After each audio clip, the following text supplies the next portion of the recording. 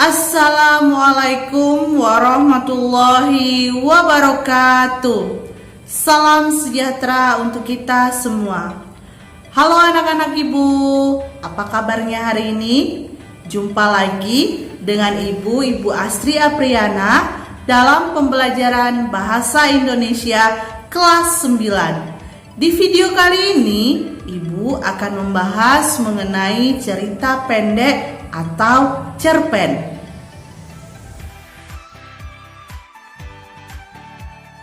Baiklah anak-anak, di video sebelumnya kita sudah membahas tentang pengertian cerpen, mengidentifikasi cerpen, dan menyimpulkan unsur-unsur cerpen. Baiklah anak-anak, sebelum Ibu menjelaskan materi selanjutnya, kita akan membahas tentang tujuan pembelajaran. Siswa mampu menelaah struktur dan aspek kebahasaan cerpen. Siswa mampu mengungkapkan pengalaman dan gagasan dalam bentuk cerpen. Baiklah anak-anak, materi yang akan kita bahas adalah menelaah struktur dan aspek kebahasaan cerita pendek. Nah, supaya lebih memahami isi sebuah cerpen, maka kita perlu mengetahui struktur isi yang biasa dilibatkan dalam sebuah cerpen, yaitu 1. Mengidentifikasi struktur cerpen. Adapun struktur cerpen antara lain abstrak, orientasi, komplikasi, evaluasi, resolusi, dan koda. Nah, marilah kita bahas satu persatu. A. Abstrak. Abstrak adalah inti dari cerita yang akan dikembangkan menjadi beberapa rangkaian kejadian. Nah, abstrak ini juga bersifat opsional. Dalam sebuah cerpen dapat juga tidak menggunakan abstrak. B. Orientasi.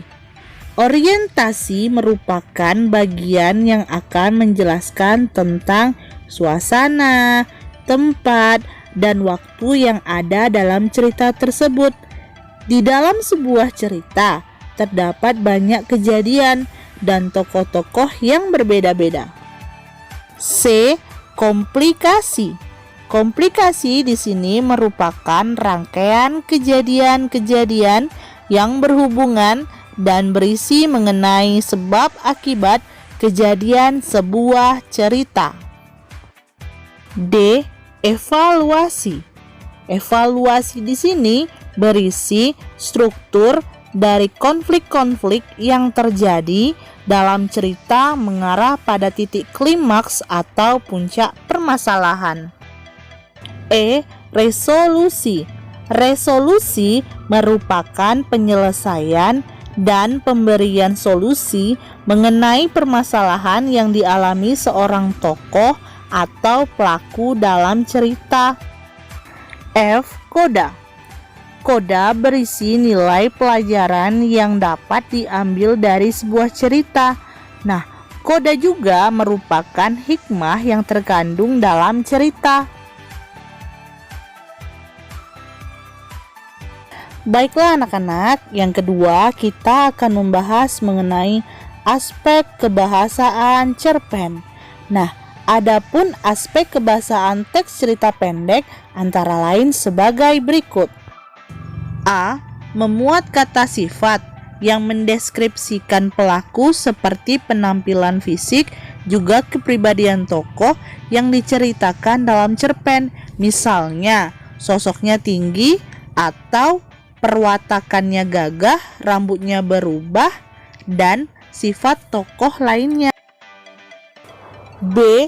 Memuat kata keterangan untuk mendeskripsikan latar waktu, tempat, dan suasana.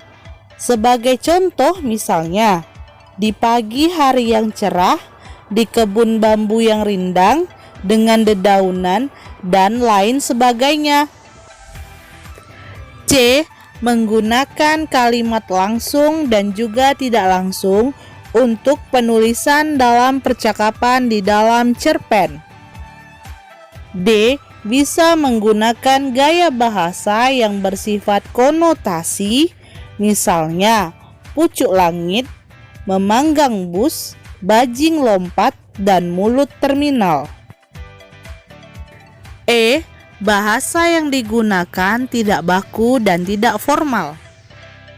F.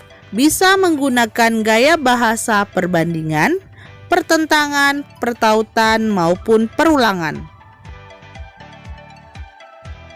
Baiklah anak-anak, materi yang selanjutnya yang akan kita bahas adalah mengungkapkan pengalaman dan gagasan dalam bentuk cerita pendek.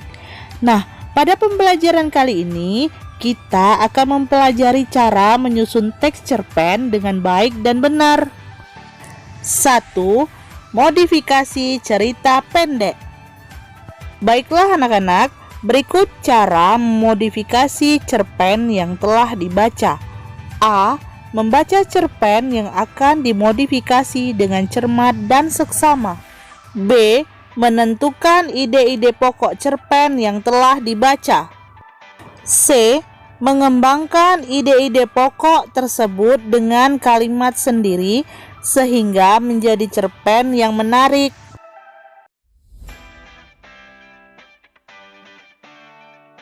Baiklah anak-anak, materi yang selanjutnya adalah 2. Menyusun cerpen. Nah, menulis atau mengarang adalah proses kreatif dalam berkarya. Pasti kalian punya pengalaman menarik bukan? Atau pengalaman mengesankan? Tentu sulit dilupakan kan? Pengalaman yang mengesankan dapat berupa kebahagiaan, kejadian lucu, ataupun cobaan. Nah, secara garis besar, langkah-langkah menulis cerpen berdasarkan pengalaman nyata adalah sebagai berikut. A. Siapkan peristiwa menarik yang akan dijadikan dasar cerpen. B. Susunlah urutan peristiwa dalam bentuk kerangka alur. C. Kembangkan kerangka alur menjadi cerita. D. Tentukan judul cerita. Baiklah anak-anak, menulis cerpen berdasarkan pengalaman, kalian dapat menuangkan gagasan, ide, atau pikiran kalian dalam bentuk cerpen. Keinginan menulis berdasarkan gagasan selanjutnya dirumuskan sebagai tema atau topik cerita. Tema atau topik cerita dikembangkan melalui konflik-konflik atau masalah yang dihadapi tokoh-tokoh cerita.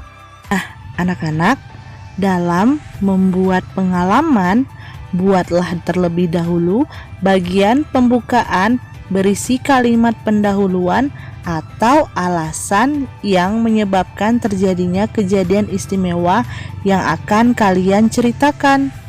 Nah, menentukan bagian isi, lalu kembangkan bagian isi dengan menambahkan kalimat-kalimat pendukung. Selanjutnya, tentukan pesan, kesan, atau ringkasan dari cerita pendek tersebut. Nah, dalam suatu peristiwa akan berkesan jika kita mengalaminya sendiri. Nah, kalian pun dapat menceritakan pengalaman kalian kepada orang lain dalam bentuk cerita pendek.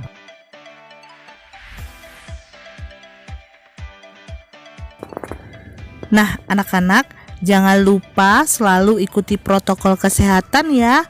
Jangan lupa pakai masker, selalu cuci tangan, dan tetap jaga jarak ya saat keluar rumah.